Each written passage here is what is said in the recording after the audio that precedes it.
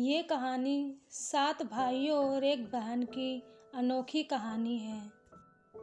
एक राजा के 7 बेटे और एक बेटी थी जो खुशी खुशी अपना जीवन बिता रहे थे। 7 भाई बहनों में एकलौती छोटी बहन बहुत ही शांत स्वभाव, आज्ञाकारी एवं संस्कारी थी। उनमें सबसे बड़े भाई का विवाह हो चुका था। 7 भाइयों में सबसे छोटा भाई एक आंख से अंधा था।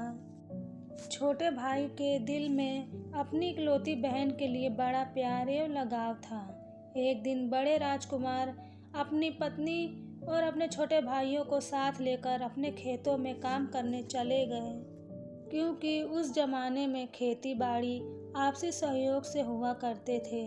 सभी लोग खेतों में काम करने जाने से पहले अपनी छोटी बहन को खाना बनाने का आदेश देकर घर से निकलते हैं। 7 राजकुमार की बहन अकेले घर पर खुशी खुशी सबके लिए खाना बनाने के लिए जंगल से सरोटी साग को तोड़कर लाती है और बड़े प्यार से सरोटी साग की सब्जी बनाने से पहले बैठी सब्जी फल आदि काटने का औजार से साग को काटने लगती है। इसी दौरान वह अपनी उंगली भी काट बैठती है और रक्त की एक तेज धार निकलने लगती है, जिससे उसका पूरा हाथ खून खून हो जाता है।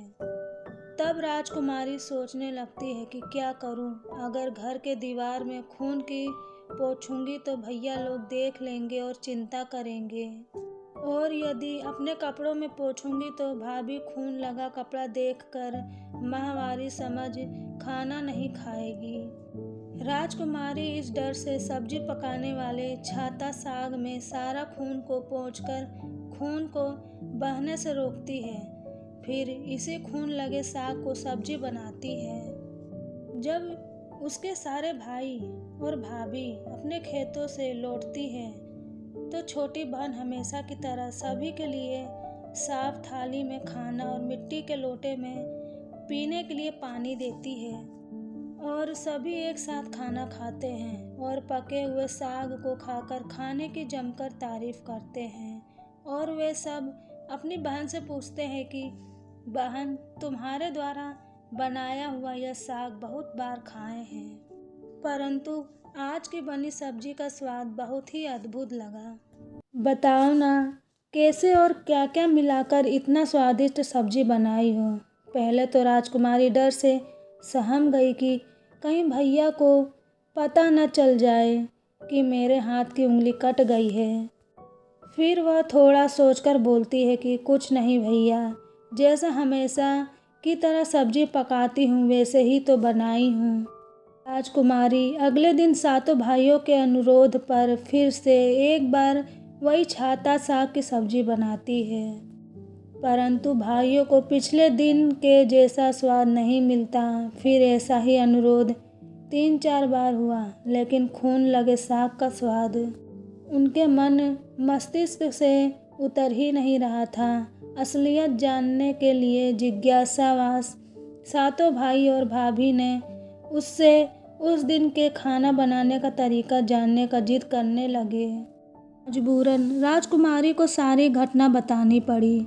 सच्चाई मालूम होने पर 5वां भाई, जो बहुत ही लालची किस्म का था, उसने बाकी भाइयों से कहा कि बहन का खून इतना स्वादिष्ट लगा तो इसका मांस कितना स्वादिष्ट होगा। यह बोलकर सभी भाइयों के बीच चर्चा करने लगता है।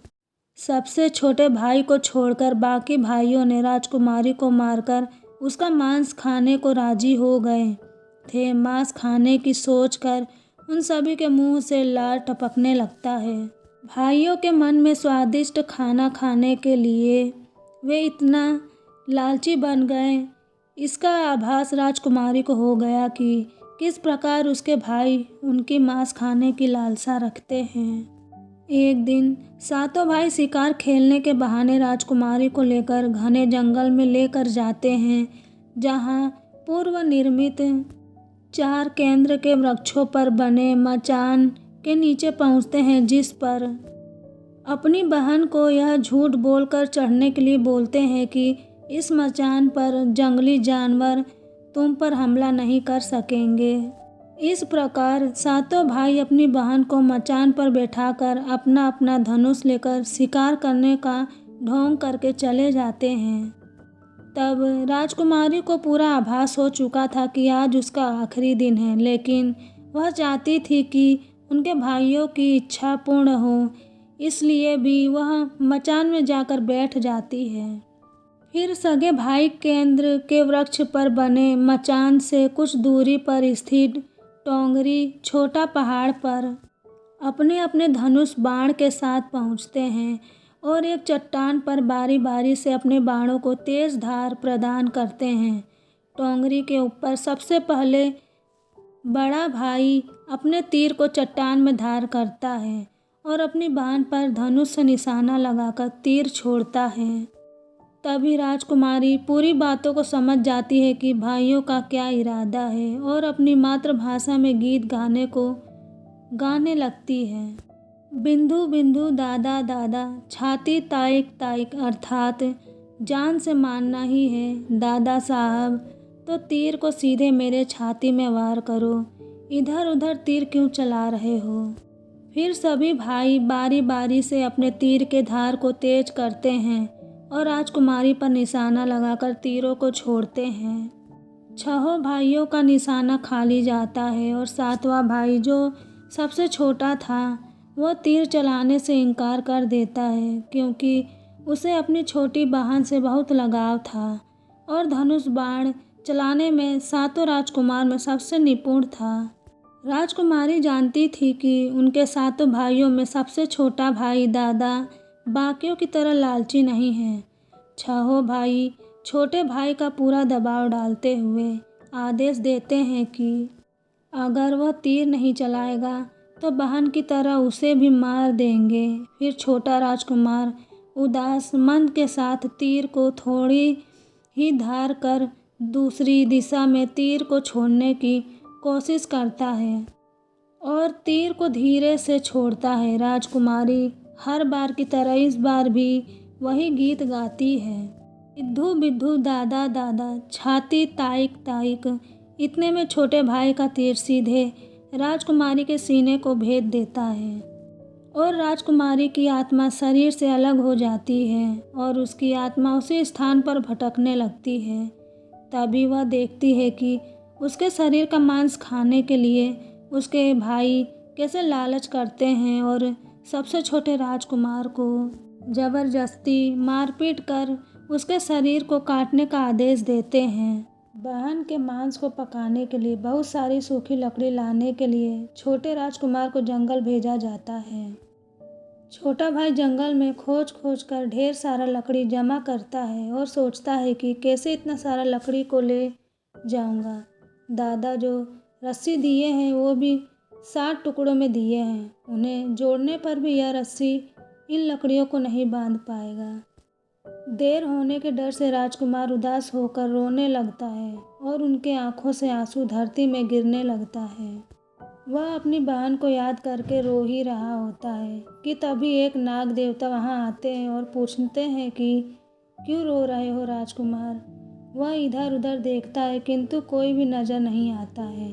फिर राजकुमार को नाग देवता दिखते हैं और राजकुमार नाग देवता को अपनी पूरी आपबीती सुनाते हैं। फिर नाग देवता उसे कहते हैं कि मैं लकड़ी में रस्सी की भांति लिपट जाता हूँ और तुम जैसे ही लकड़ी वहाँ रखोगे तो मैं धीरे से निकल जाऊँगा। और राजकुमार ऐसा ही करते हैं। सभी बड़े भाई यह देखकर चकित रह जाते हैं कि कैसे उनका छोटा भाई रस्सी के 60 टुकड़े होने के बावजूद भी जंगल से इतना सारा लकड़ी लेकर आता है। तत्पश्चात वे लोग अपने छोटे भाई को पानी लाने के लिए एक घड़ा में 7 छेद कर भेज देते हैं।